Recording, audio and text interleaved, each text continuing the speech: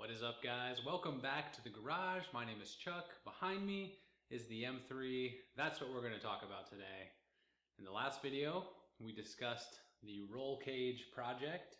I mentioned while the car was at the shop, I had them do basically a once-over kind of general tech inspection, track inspection of the car, and basically provide me with some estimates on what they would do if it was their track car, and just general safety items and maintenance items and things like that. So they had some issues with their email system, and they finally got back to me yesterday with a couple estimates. Today we're going to go over basically what they recommended doing, and then try to determine, can we do it? Can we do it here in the garage, or is it something that we may have to send it to them to take care of? All right, let's go ahead and take a look. All right, so this, that right there is an engine.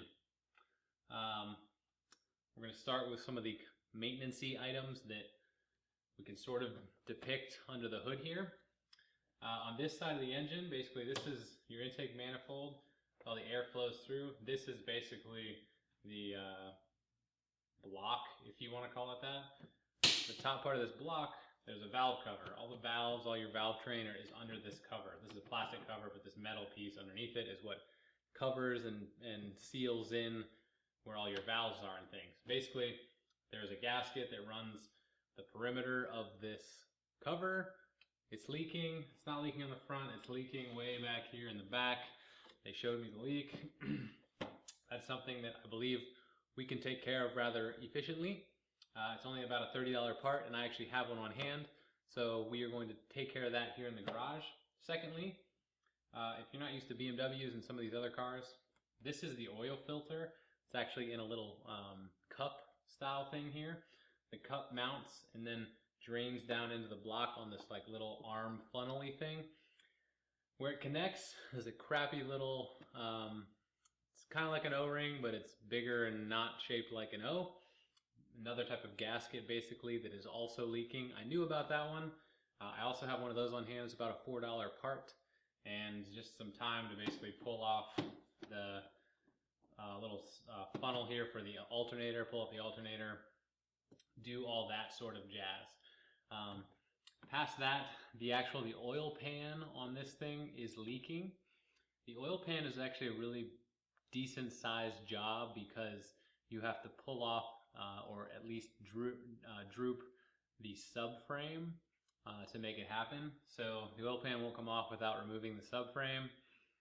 Removing the subframe is where the motor actually mounts, so you actually have to support the motor from the top to drop the subframe out the bottom, otherwise the motor will come with it. So that's something that, depending on labor rates and things, that I'm probably going to have them do. At the same time, they've recommended most BMW track cars, they sell, Turner Motorsports sells like a subframe reinforcement kit. That should be put on most of these cars. It does require you to drop the subframe and weld in a few plates from Turner Motorsports. The kit is very cheap. It's like 45, 50 bucks, but the labor is what gets you because you got to take the subframe out and weld those things in. So if I'm going to have them take the subframe out to do the reinforcement kit, I may as well have them replace the pan while they're in there, right? Makes sense? Makes sense. Again, it's another like $30-ish part. Moving on to the different part of the vehicle, I'm going to do my best to explain this from the top side. The car is not on a lift, so it's very hard to show you what needs to be fixed, but I'm going to try to explain it using the shift lever. So basically, underneath the vehicle, there's some linkage where, when you move the shifter around, where it connects to the transmission. There is something called the shift shaft seal, or the selector shaft seal, I believe is what you can find it called on the internet. It's a very, very small seal that fits on a little rod that this connects to. It will basically leak out some transmission fluid, get on your shift linkage, and just kind of get all over the transmission. They showed me that mine is in fact leaking. It is, again, a very inexpensive part. It's like $5 or $10 for this little tiny rubber O-ring, and it's just very labor intensive because to replace it, typically you have to drop the exhaust, and then underneath the exhaust or above the exhaust, you have to also take out the drive shaft to make it as easy as possible. The good thing to note is that if we're going to do this, it is a pain, but when we do these sort of things, we should take care and do other things in that general area while you're at it. So I don't know if you can see this, hopefully you can on the video camera, but this is my car in neutral. This is my car in first gear. You see how much slop is in this shift linkage?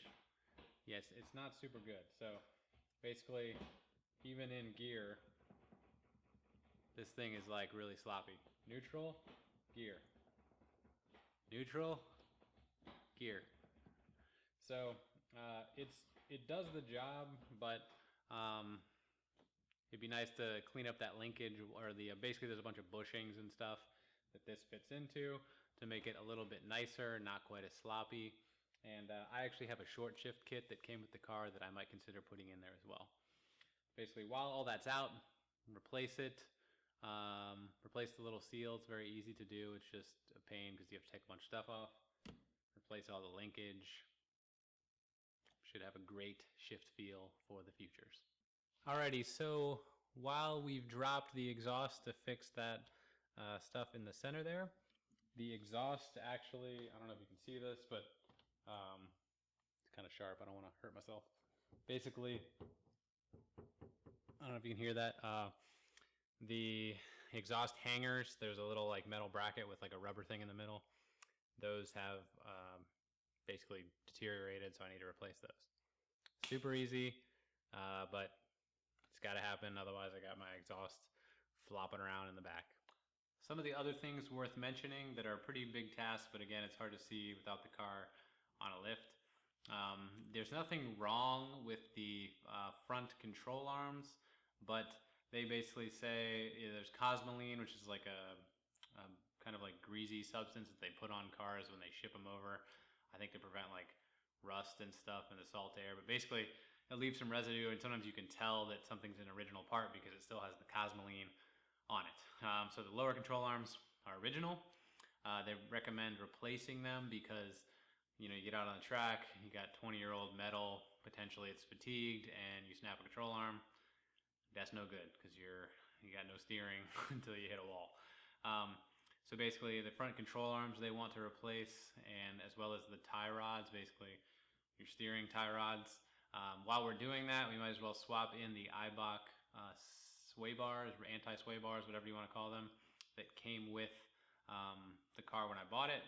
They're basically better, beefier than the stock ones, and hold the car a little bit flatter on the track. Along with that, that's a decent amount of suspension work. You have to get an alignment. So the shop would most likely be performing that alignment because I don't have the tools to do so. So that isn't something else that we will rely on them for. I would do most of the suspension work, but rear lower control arms are actually adjustable. They said that the brand that is on there, if you don't pack them with grease, may also seize up and prevent any adjustment. So I may have to replace the rear lower control arms as well to actually get a decent alignment. Past that, they offered a bunch of different things to watch and potentially replace if I wanted to. Some like basically bushings in the rear differential. This car has mostly polyurethane bushings that have been swapped in for like the rear trailing arms, and the trans and motor mounts I think are all poly. So they're not great for noise and vibration. It's pretty noisy and it does vibrate a lot, but it's supposed to be a little bit stiffer than the rubber. They do potentially deteriorate quicker than the rubber. They don't have the memory that rubber does, so they can get deformed rather easily. They all look good for now, but something to keep an eye on, as well as my front camber plates. The K-Mat camber plates can also potentially need to be rebuilt every once in a while, so those need to be kept an eye on too. So let's write up a list. We'll talk about it, talk about how much it should cost, and how much I think it might cost. Let's do it. All right, so I'm a fan of lists. I do like lists because I like to check things off and feel good about my productivity. So this is the list of things that I think we can accomplish ourselves. Front control arms, put the sway bars on, replace the tie rods, muffler hangers, super easy. shift shaft seal and shift lever / short shift kit. That's a difficult job, might take a while, but I think we can do it. The oil filter housing gasket, not too bad. Again, just a little bit annoying, so you got to take some stuff off to get it in. Valve cover gasket, also very simple. Rear control arms, if they're seized. If they're not, we're going to keep them, because why replace them if they're good, right? And then the last thing is we have to prep the car for the cage to be put in.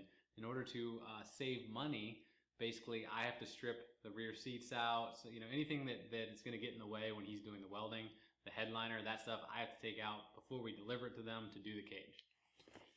This side, ignore this for a minute. This side is the things I think that they should do for me. Subframe reinforcement, I don't know how to weld, so take the subframe out, weld those in. That's a decent amount of labor, actually. While the subframe is out, replace the oil pan gasket.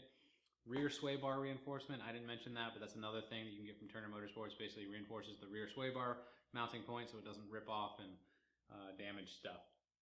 Something else I didn't mention is they sell a little kit it's optional, but they said it can black flag you because you can spill out transmission fluid on the early M3 transmissions. There's a little vent on the side of the transmission that can, when you're hitting mad G's around corners and stuff, you can slosh out some fluid and it lands on the exhaust and smokes, and then somebody black flags you because that ain't cool, right? Oil on the track ain't cool.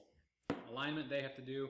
Cage install, obviously they have to do, because again, I do have an engineering degree, but it's not in cage design and safety and all that jazz, so that'll be something they have to do. This is something we can't save a whole lot of cost on. It is what it is. Removing the sunroof, putting that panel in is also them. So these are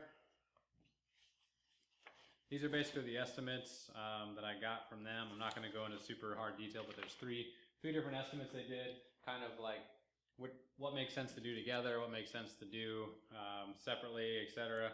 So I kind of summarized. They did an estimate for parts at roughly $1,500 to do everything, and that's including basically everything we went over today, not the cage. These estimates do not include the cage. So we kind of talked about the cage before. It's about $2,000, and it is something that we can't save any cost on because it's safety. And again, as I said before, safety's cool, yo, and I don't know how to make a cage. So they're estimating parts at roughly $1,500. Their labor estimate, because most of the parts are not super expensive parts, over $3,000 in labor, which is a lot. And a lot of that stuff we can do ourselves.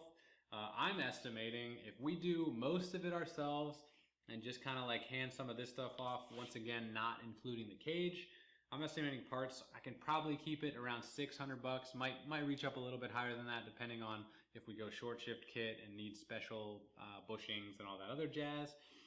And the labor, because we're still going to require some of this, the subframe reinforcement and some of this other stuff, might creep up close to $1,000. It is a lot to get the subframe out and to do some of this welding and stuff. So, but that's like under $2,000 versus basically $4,500, close to $5,000. I only paid $5,000 for this car.